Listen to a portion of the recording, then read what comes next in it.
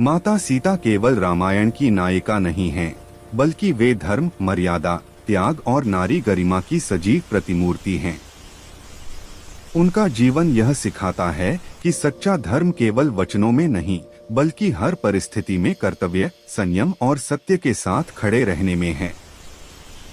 सीता का जन्म स्वयं धरती माता की गोद से हुआ था, इसलिए उनमें प्रारंभ से ही धैर्य, सहनशीलता और करुणा स्वाभाविक थी।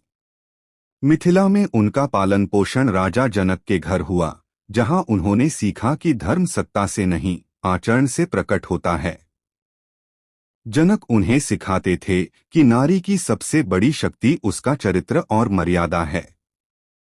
जब सीता का विवाह श्री राम से हुआ, तब उन्होंने केवल एक राजकुमार की पत्नी बनना नहीं चुना, बल्कि धर्मपथ पर चलने वाले पुरुष की सहचरी बनना स्वीकार किया। जब राम को 14 वर्षों का वनवास मिला, तब सीता ने राजमहल के सुखों को त्याग कर वन जाने का निर्णय लिया। उन्होंने कहा, जहां मेरे स्वामी का धर्म है, वहीं मेरा जीवन है। यह निर्णय उनके धर्मबोध और पतिधर्म की मर्यादा का प्रतीक था।